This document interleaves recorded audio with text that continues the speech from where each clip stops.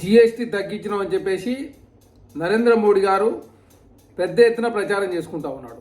Only కేంద్ర ప్రభుత్వమే GST తగ్గించినట్టు, రాష్ట్రాలకు అసలు బాధ్యత లేదన్నట్టు భారతీయ జనతా పార్టీ నరేంద్ర మోడీ గారు ప్రచారం చేసుకుంటా ఉన్నాడు.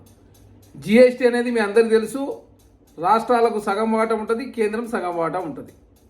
కానీ రాష్ట్రాలు ఖర్చు పెట్టేది ఎక్కువగా ఉంటుంది, కేంద్రం ఖర్చు పెట్టేది చాలా తక్కువగా ఉన్నప్పటికీ ఆదాయ మార్గాలు మాత్రం కేంద్రానికి ఎక్కువగా ఉన్నమాట వాస్తవం. అది జీఎస్టీ కావచ్చు, ఇన్కమ్ ట్యాక్స్ కావచ్చు, సెస్సులు కావచ్చు.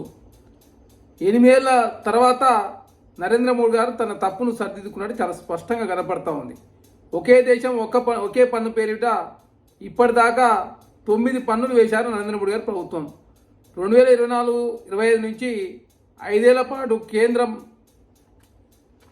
పరిహారం చెల్లించాల్సి ఉండే కానీ ఎలాంటి పరిహారం చెల్లించలేరు. రైతుల మీద కూడా 36 రకాల వ్యవసాయ ఉపకరణాలపై పన్ను వేశారని దేశ చరిత్రలో రైతుల మీద పన్ను వేసిన ప్రభుత్వం నరేంద్ర మోడీ ప్రభుత్వం తప్ప ఇప్పటివరకు ఏ ప్రభుత్వం కూడా రైతుల మీద పన్ను వేసిన చరిత్ర లేదు.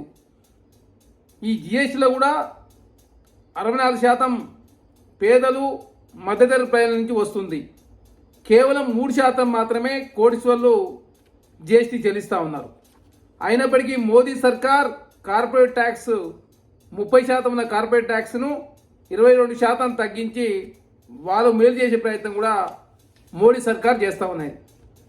ఏదైతే జిఎస్టీ స్లాబ్లు 5, 12, 18, 25% మొత్తం కలిస్తే 100%, 4 స్లాబ్లుగా ఉన్నటువంటి జిఎస్టీని 5, 18% కూస్తున్నామని చెప్పేసి పెద్ద ఎత్తున ప్రచారం చేసుకుంటూ దాని ద్వారా 45,000 కోట్ల రూపాయలు ప్రజలకు ఉపయోగకరంగా ఉంటుంది, ప్రభుత్వాలకు జిఎస్టీ ఆదాయం తగ్గుతుందని చెప్పేసి పెద్ద ఎత్తున నరేంద్ర మోడీ గారు జిఎస్టీ 2 దేశాభివృద్ధికి ఉపయోగపడుతుందని చెప్పేసి పెద్ద ఎత్తున ప్రచారం చేసుకుంటా ఉన్నారు. ఇది ఏమాత్రము ఏ విధంగా ఉపయోగపడుతుందో మనం భవిష్యత్తులో చూడాల్సిన అవసరం ఉంటుంది. అదే కాకుండా ప్రధానంగా నరేంద్ర మోడీ గారు ప్రధానమంత్రి అయిన తర్వాత ప్రైవేట్ కన్జంప్షన్ ప్రధానంగా తగ్గడంతో పేద మధ్యతరగతి ప్రజలు ఇబ్బంది పడుతున్నమాట వాస్తవం. కార్పొరేట్లో మాత్రం మేలు చేసే ప్రయత్నం నరేంద్ర మోడీ గారు చేస్తూ ఉన్నారు. కార్పొరేట్ ట్యాక్స్ 10% తక్కువ చేయడంతో ప్రధానంగా 1,86,000 కోట్ల రూపాయలు కార్పొరేట్లో లాభం జరిగింది తప్ప ఈ దేశంలో ప్రజలకు ఎలాంటి లాభం జరగలేదు. ఇందులో కూడా మీరు చూస్తూ ఉన్నారు, 5% ట్యాక్స్ కట్టే వాళ్ళు 7% మంది ఉంటే 12% ట్యాక్స్ కట్టే వాళ్ళు 5% మంది ఉన్నారు.